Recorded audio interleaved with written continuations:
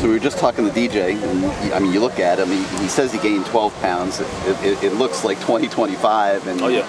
He's delivering blows on the practice field. Talk about his progress. I mean, obviously from day one, DJ's been a very competitive football player. And obviously, like I said, when he came in, initially he was playing receiver, playing running back, and we'll still use him kind of out the backfield at times as well. But you put on some good solid weight. He's bulked up some, but can still run and stay in good condition. And he had some nice physical runs today. So I'm kind of pleased with the progress DJ's making, and he's trying to be more of a leader, which is good. We need more leaders. He talked about when he kind of trucked somebody, the way Mark put it, that you know, he was trying to spark his team. Absolutely. Is that something you're seeing just from him, or are you seeing anybody else in the offense do that? Not enough guys. And that's kind of what I got on those guys at the practice about. We lack leadership, and even during practice, we made a lot of plays. Probably more so on Saturday, but there's no one else celebrating with the guys on the field. That can't happen. We're not going to be a selfish or lazy football team. We're going to come out and compete every single day. And it's a privilege and opportunity to be here and put the uniform on. And I expect those guys to come out and compete every single day. I know we're putting in installs. We got some young guys that's kind of, you know, about to get involved with what they're doing. But I tell them all the time, even if you screw up going full speed and compete, and we'll clean it up on tape. But the lack of effort, lack of intensity, that's not going to happen. We ain't going to have it. Thomas, how do you balance that? You guys are starting to get pretty deep at the skill positions. And there's going to be a lot of competition, obviously. How do you balance that and get guys to take pleasure in what the guys they're competing with for playing time are doing? That's the easy part of it. You know, when you don't have enough guys from a talent standpoint to rotate guys and threaten their position, that's when guys can get relaxed because there is no other option. When you have, you know, 3 or 4 guys at a spot, and every single one of those guys can take your spot every single day. To me, that's how you become great. You know, when I had a chance to go to college, I was number 7 of 8 running backs. And I knew every single day I walked in that room, I had to come compete for the job I had currently. And if I wanted a new job, I had to go compete for that job and take it from somebody else. You know, so I think when it comes to this game, but also life in general, because our number 1 goal is to make them grown men above everything else. Be able to learn how to compete, how to hold yourself accountable, and also bring it every single day. You can't be a one-hit wonder. You can't show up week 1 and do really well and then disappear for 3 weeks and expect to make progress. You know, every day you're either getting better or you're getting worse.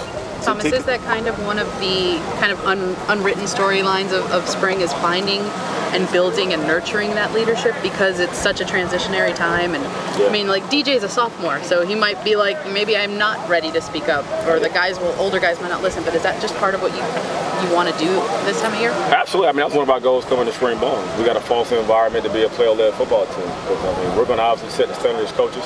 We're going to push those guys every single day. But if they're not on the field pushing their teammates, we cannot be great. It's not going to happen. I haven't seen a championship-type football team that's not player-led. When things are going down, the guys don't step up and challenge their teammates. To me, it's not always about delivering some rah-rah emotional speech. I really don't care about that. That stuff comes and goes. That's emotional.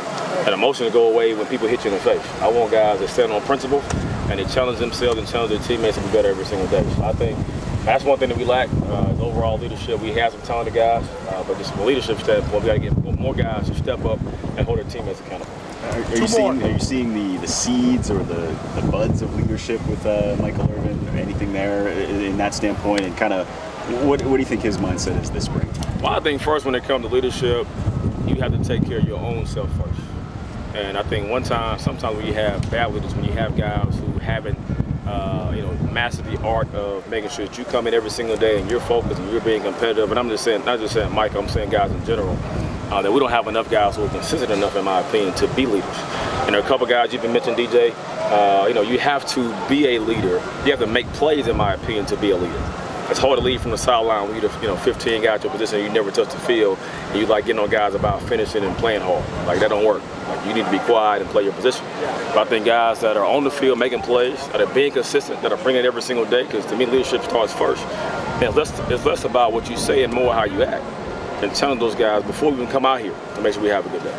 Who are you starting to see some of that from? I know you said you need more, but who's stepping up? I mean, DJ has. Malik has at times. I think, Travis, as you know, is not a vocal guy, at least around y'all is not a vocal guy. Right. But Travis even more is being more vocal, and he's in a spot, obviously, being a starter, the way he played last year to kind of invoke more leadership. We need more guys. We need more guys that can be consistent. We need guys at every single spot. I think Tyler's kind of stepping up at times up front from off of the line standpoint. But I think being consistent and compete every single day. I mean, today wasn't terrible at all. I mean, but it was a standard here in Miami. And I told him I don't care if we're good. That's not the standard.